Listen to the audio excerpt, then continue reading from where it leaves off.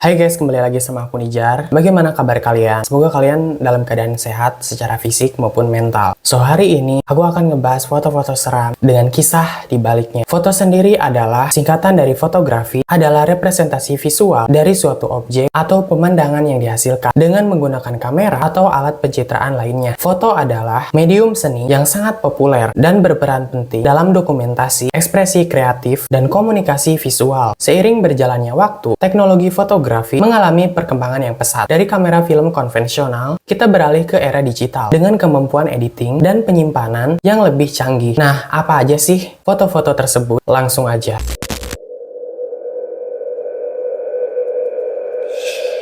Yang pertama ada Jenny Willey, gadis kecil yang terlihat dalam foto tahun 1970. Ini adalah Jenny Willey dari California, Amerika Serikat, yang dikenal sebagai anak liar yang hampir tidak dapat berjalan pada usia 13 tahun. Sepanjang hidupnya, ayahnya secara kejam menyiksa Jenny, menjaganya dalam pembalut yang dibuat secara sembarangan dan mengikatnya ke toilet anak-anak di dalam ruangan yang terkunci sepanjang hari. Ketika ia membuat suara atau melakukan sesuatu yang tidak disukai ayahnya, ia akan menggeram dan membuka giginya padanya seperti anjing. Dalam kondisi yang sangat kejam itu, Jenny tidak pernah belajar berjalan atau berbicara. Ketika foto menyeramkan ini diambil di rumah sakit, segera setelah dia diselamatkan, kehidupannya di dalam serangkaian lembaga yang kejam baru saja dimulai. Keberadaannya saat ini belum diketahui.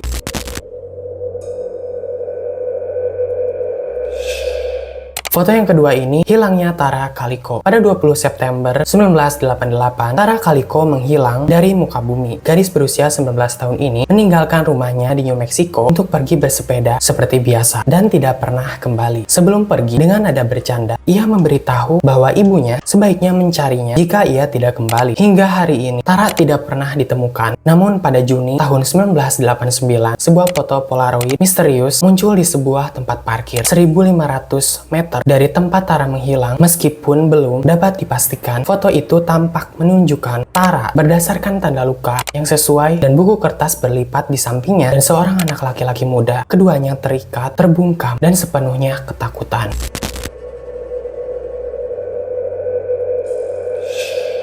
Eksperimen penjara Stanford dimulai pada 14 Agustus tahun 1971 setelah Profesor Psikologi Universitas Philip Zimbardo membagi sukarelawan mahasiswa menjadi dua kelompok yang terdiri dari 11 penjaga dan 10 tahanan untuk melihat bagaimana mereka akan berperilaku sendiri di dalam penjara yang difabrikasi. Tujuannya adalah untuk menilai seberapa cepat dan intens orang-orang yang terdidik dan cerdas dapat berubah menjadi kejam dan sadis dalam kondisi tertentu. Mencari tahu sekali dan untuk selamanya apakah manusia secara bawaan baik atau jahat. Dalam waktu 6 hari sebelum eksperimen harus dihentikan, penjaga secara berulang kali menyiksa dan merendahkan martabat tahanan dan menyemprot mereka dengan alat pemadam api dan memaksa mereka membersihkan mangkuk toilet dengan tangan kosong. Studi ini dan foto-foto paling mengerikan yang ditinggalkan memberikan pandangan yang menggigilkan tentang apa yang dapat dilakukan oleh manusia.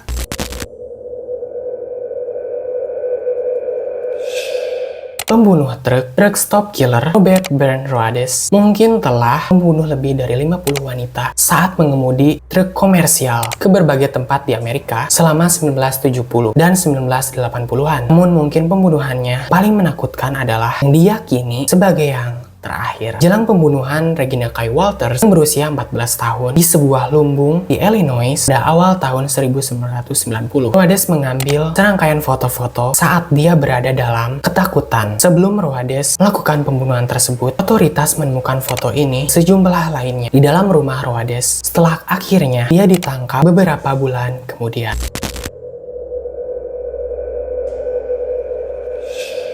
Pada pagi 2 Juli tahun 1991 di St. Petersburg, Florida, pemilik rumah Mary Reeser pergi ke apartemen wanita tua untuk mengantarkan telegram dan melihat bahwa pintunya terasa hangat saat disentuh. Ketika membuka pintu, dia menemukan Reeser hampir sepenuhnya berubah menjadi tumpukan abu terletak di sisa-sisa terbakar dari kursinya. Sebagian dari kakinya yang kiri dan tengkoraknya menyusut jauh di luar ukuran normalnya adalah satu-satunya yang tersisa. Pihak berwenang setempat tidak dapat menentukan penyebab api tersebut. Sebagian besar apartemen tidak mengalami kerusakan akibat kebakaran. Ketika mereka mengirim kasus ini ke FBI, mereka menentukan bahwa Reeser telah terbakar seperti sumbu lilin dengan lemak tubuhnya sendiri secara stabil memberi makan api. Tetapi mereka juga bingung tentang bagaimana kebakaran itu dimulai. Sampai hari ini banyak yang percaya bahwa ini adalah kasus pembakaran manusia spontan. Bagaimana menurut kalian guys? Karena ini aneh banget tiba-tiba orang terbakar secara tiba-tiba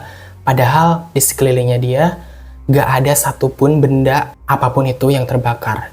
Kayak cukup bikin merinding sih.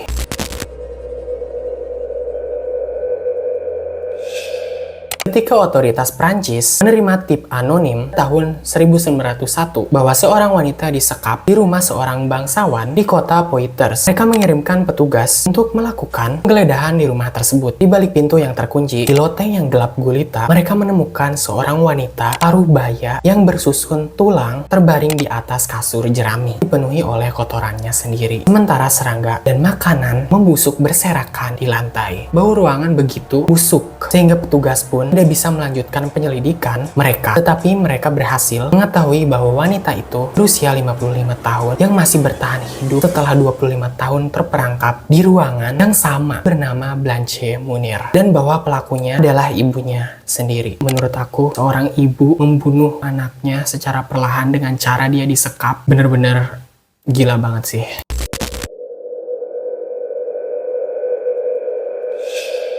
Boneka manusia Anatoly Moskvin. Anatoly Moskvin adalah seorang mantan jurnalis, profesor perguruan tinggi, yang menyebut dirinya nekropolis, asal Rusia dengan pengetahuan ahli tentang pemakaman. Selama bertahun-tahun, hobinya mengumpulkan boneka, menyembunyikan obsesi yang mengerikan bersumber dari minat, khususnya menggali mayat dan membuat boneka dari jasad mereka. Setelah membuat boneka manusianya, ia menyimpan mereka di rumahnya sebagai teman dan kekasihnya. Kata dia begini, "Saya menciumnya sekali, kemudian lagi, tulis Moskvin tentang salah satu bonekanya yang terbuat dari tubuh seorang gadis berusia 11 tahun. Polisi akhirnya menangkap Moskvin pada tahun 2011 setelah beberapa tahun curiga semakin meningkat terhadap jumlah makam yang dihancurkan di kota asalnya, Nizhny Novgorod. Saat mereka melakukan penyelidikan di rumahnya, mereka menemukan 26 boneka berukuran manusia, atau lebih tepatnya mayat mumi yang tersebar di seluruh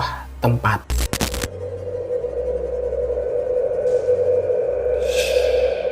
Tertangkap dalam foto klasik di dalam rumah Amityville Horror pada tahun 1976. Foto vintage yang menyeramkan ini tetap menjadi salah satu gambar paranormal paling mencekam sepanjang masa. Setelah pembunuhan DeFeo, pemilik rumah berikutnya, George Strutt, mengklaim bahwa rumah itu dihantui dan memanggil para penyelidik paranormal terkenal, Ed dan Lorraine Warren, untuk membantu. Suatu malam, kamera otomatis yang mereka pasang di lantai 2 menangkap apa yang tampaknya menjadi bayangan anak lelaki yang menatap kembali. Beberapa orang percaya bahwa ini adalah hantu John DeFeo muda dibunuh oleh saudaranya bertahun-tahun sebelumnya di rumah itu.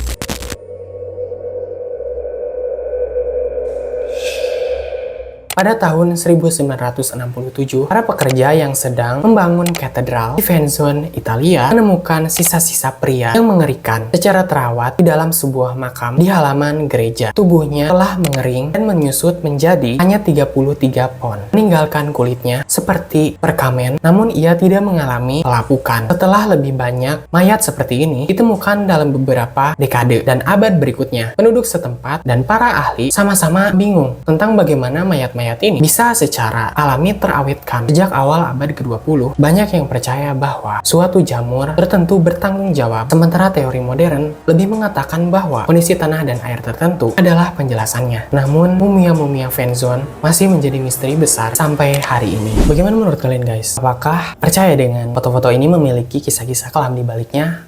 Percaya atau tidak? Coba tulis di bawah. Aku mau tahu pendapat kalian bagaimana tentang foto-foto ini. Karena aku pribadi, aku cukup takut waktu aku riset, aku cari-cari di internet foto-foto ini, benar-benar bikin aku merinding. Bahkan pas aku bikin skrip ini pun aku agak lumayan merinding dan cukup takut. Buat kalian yang mau aku bahas apa, coba tulis di bawah guys. Sekian dari aku, jangan lupa subscribe, like juga, share video ini. Seperti biasa, follow Instagram aku di sini.